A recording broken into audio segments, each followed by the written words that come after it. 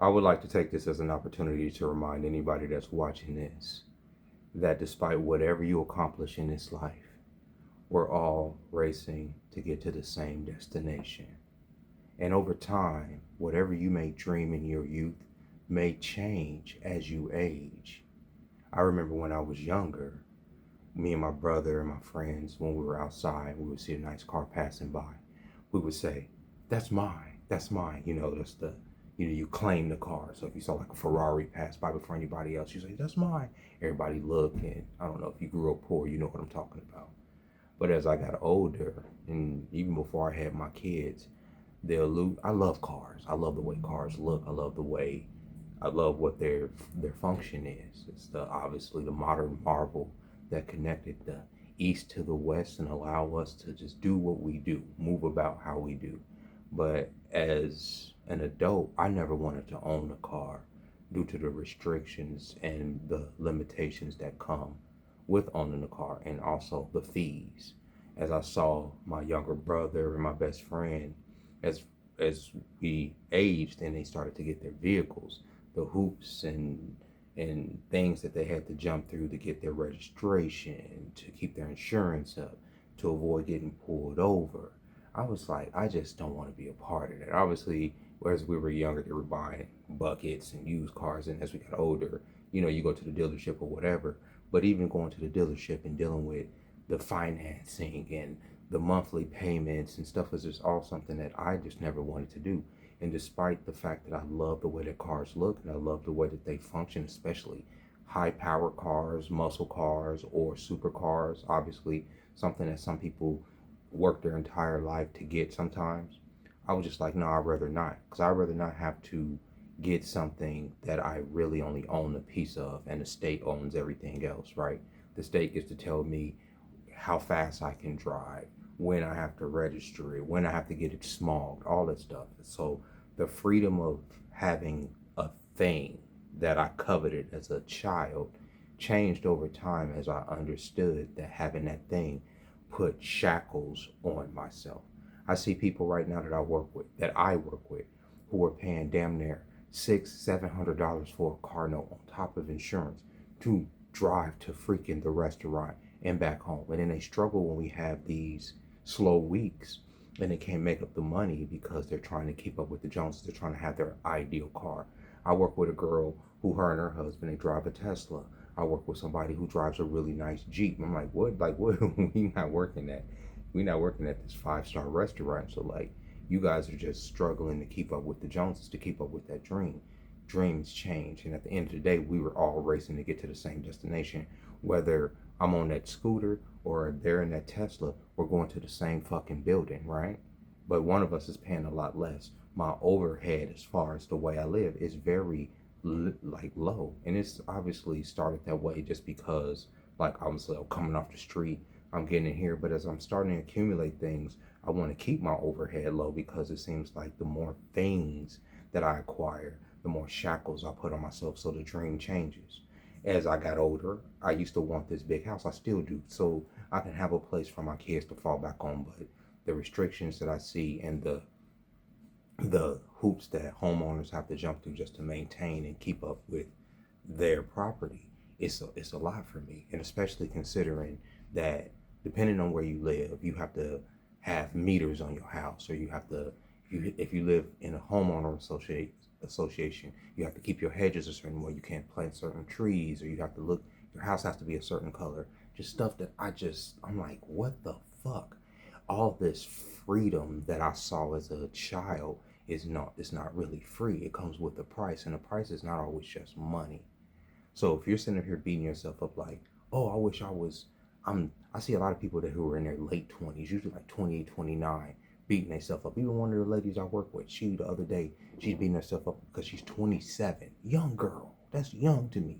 And she hasn't accomplished her dreams. But take in mind, she is a wife and mother. She is the best server, literally, hands down, at that restaurant. She gets more reviews. She's actually the server of the year for our district, okay?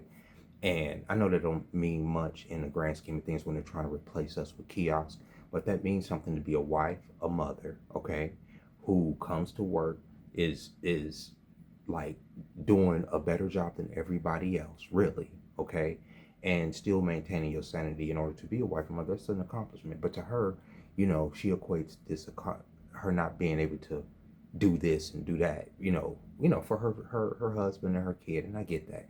But I'm pretty sure that her husband appreciates the fact that she does what she does. You know what I'm saying? And that means more to him than a trip here or a trip there or extra game here or extra computer here, whatever the case may be. I'm pretty sure he appreciates her effort, especially that's how us men, we appreciate when we see our woman doing her best, and she's doing her best, but she's beating herself up because she hasn't accomplished this career. It doesn't matter, because at the end of the day, we're all racing to the same destination, and in the time before we get there, during that race, if you can enjoy your family, enjoy your family. I'm not knocking her. I think she's an amazing person. I'm just saying, just I see how young people are like, oh, I'm almost 30 and I haven't done this and I haven't done that. I'm almost 44 and I'm sitting here talking to you wearing a fucking bear hat with a whole toy store behind me, okay? And I never really envisioned even getting this old. I'm not going to even hold you up. I never even thought past 30. I never did, right? So as far as what I envisioned for my life, I can't honestly sit here and say, oh, this is not what I envisioned for myself. Obviously, as I started to have children and stuff, I envisioned a certain type of future for myself and for my relationship with them, which obviously didn't pan out, and that's on me, you understand? But and that's like that's my biggest failure, for myself, obviously, and that's in adulthood. But as far as what I envisioned for myself from a child, I never envisioned too many things. Only really, like I say, the supercar, maybe the nice house. But my generation, I'm an older millennial, I was born in '82, are struggling to keep jobs, are struggling to get finance for houses, are struggling in a whole lot of aspects of things because we grew up in all eras. I should say we grew up in the '80s when the crack epidemic hit. We grew up in the '90s and with the rise of hip hop culture and everything, the real rise of hip hop culture.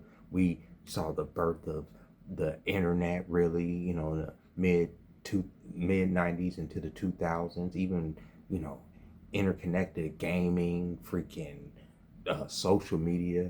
My generation been through a lot. Economic downturn after economic downturn, war after war. We've seen a lot, and it's been a lot put on us. And then here we are in this time, and a lot of people my age and younger are beating themselves up because they haven't accomplished X, Y, and Z. And I'm just here to tell them it doesn't really matter, right? It doesn't matter. It does matter because obviously you're like, this would alleviate my suffering if I had this and I had that. But there's always going to be another challenge ahead. Even if you got all the money in the world, there's going to be challenges that come along with having all the money in the world. Y'all know that my cousin, Jesse Powell, who passed away a couple years, rest in peace.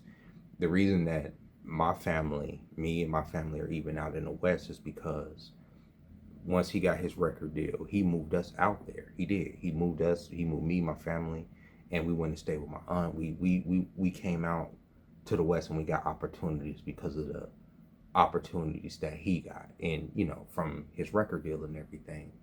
And I remember him getting like this lump sum of money from the record company, right? And he obviously he did a whole lot. He did a lot for his family. He did a lot for himself, got a nice car, got him a house, all this other stuff.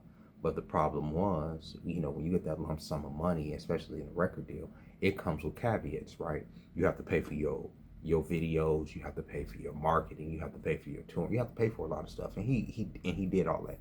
But then obviously the tax man comes and knocking. So you got the house, you got the cars, you got the success, but then you have to stress about the fucking taxes. And I remember him at one point having to go and itemize like almost everything that he bought because he had built like this studio and he was looking for receipts, just boxes, just all kind of stuff so that he wouldn't get audited for like this money that he had spent. And it was just like such a stressful fucking time for him. And at the time, obviously I was in high school, being young, like understood that damn, with money does come problems that you don't even think about. Like, and because this was like a stress level I had never seen on him. So even when you do accomplish the dream or you get the thing that you want, sometimes it comes with some problems that you didn't foresee. I've seen people that have bought their dream home, and the moment they get their dream home, there's termites, or there's something that they didn't understand that was with the house, rats or something like that. And they thought they were doing the right thing by buying this house, right? And they were, to alleviate one problem, but another problem arose. Life is a series of problems, and the thing about living life is trying to get over that series of problems. The problems that a lot of people have right now is that they feel like their life is really mundane. Why are we getting up and going to work? Why are we doing the same thing? If there's nothing, there's no reward at the end. The journey is the reward, and you're never going to be in the same place forever. It may seem like it just because you're in the moment, but things are constantly changing. I have not been in the 40, damn near 4 years I've been on this earth. Like, life consistently changes, even when it seems like it's staying steady. But in that, you have to stay steady, and you have to take with what life throws at you, those experiences, and learn from them and grow from them. If you can muster it, if you can muster the strength to get up the next day, if God willing, you get up. Like, I just get up, I have to be at work in a couple hours. So if you're watching this, God willing, I'm already at work. But I wanted to start this month off with a positive message by saying, like, don't beat yourself up because you ain't where you want to be. I keep seeing like all these videos. Everybody's not gonna. I was like, everybody's racing to get where? Oh, I haven't accomplished this, and I haven't accomplished this. And then I see people that have accomplished those things, and they're no happier than the people that haven't accomplished those things. You understand? Those people are no happier than the people that have accomplished those things. And there's a lot of men in their head that think, oh, if I get this career and I do this, then everybody's gonna respect me. But then at the same time, there's a literally a pediatrician's wife online right now talking about how she reminiscing about the times when she was just getting her back blown out by niggas in the projects with dirty socks and fucking Adidas slides. And this man went to school to be a pediatrician and put in all this work to get the girl, only for that. You know what I'm saying? Like, so it doesn't matter. And at the end of the day, where are we racing to? The grave. We all racing to the same fucking place. No matter how much money you make in this bitch, we all racing to the same place. So while you here, enjoy this shit. That's what this is about. This is me enjoying this shit. This is what this is about. This is me enjoying this shit, even at my ripe old age. And with that being said, ladies and gentlemen, happy April. April is really the real beginning of the year. If y'all know, y'all know. This is the real, New Year. So I need y'all to take in the weather. If you have some allergies, take your Claritin and your inhaler and all that, so you don't die from all the pollen. But enjoy the season, enjoy life being renewed, here in spring, and understand that the parameters that we put on ourselves, the dreams that we set up for ourselves, sometimes even when they're accomplished, they come with shackles. They just do. They do. And sometimes those dreams themselves are shackles that we put on ourselves. I have to do this by the time I'm this age. Look how many people beating themselves up because they're not married right now. See me, so many women. I thought I'd be married by the time I was 28, and I've never even had a boyfriend. You're putting timelines on life, and life ain't, these numbers that we put on ourselves, really, to a certain degree. I'm not talking about when it comes to maturing, because you do have to mature. I don't want you fucking weirdos thinking I'm saying something else, but these numbers we put on ourselves are arbitrary. I know it's a time around the sun and all that, but as far as where you are in life, you can always be in another place. You can always be in a worse place. You can always be in a better place. If you want to work to get in a better place, be steady as the world and everything changes around you. Be consistent, and like I say, learn from the things that are happening and try to adjust to be the person that you want to be. If being the person you want to be requires you to start taking steps right now, even those little incremental steps to get to where you want to do, start taking those fucking steps. A lot of people's issue is with themselves. There's a lot of people's biggest issue ain't necessarily the world, it's themselves. I know my biggest issue, a lot of times I can lash out at the world and everything, but the biggest issue is myself, the things I haven't done, the things I want to do. Oh, I want to have this by this point, but I haven't put aside to do so. Like, for instance, I want to buy a PlayStation 5. I've been telling myself for months, just put $10 here, $10 there, $10 here, but I don't. I do other shit, right? So, I know that's a simple goal, but other people have weight loss goals, or, they want to move at a certain point. You have to start putting behind those things. Now, if you want to lose weight, start walking. You know, y'all been saying me wear the weighted vest, put on the weighted vest, start walking now. Then by this time next year, you will see a difference. You know what I'm saying? Even if it's just a small incremental difference, those little steps eventually become big steps and lead to a tomorrow that you somewhat envision. It's never going to be exactly what you envision. Don't set yourself up for failure like that. But even because, like I say, even if it is that those things come with shackles, but just live life because life is a blessing. If you got up today, God willing, that is a blessing. If you can make it to work today, if you have a job today, that is a blessing. If you have a roof over your head today, that is a blessing. And I want y'all to remember that. And with that being said, ladies and gentlemen, I'll catch y'all next time. Bye-bye.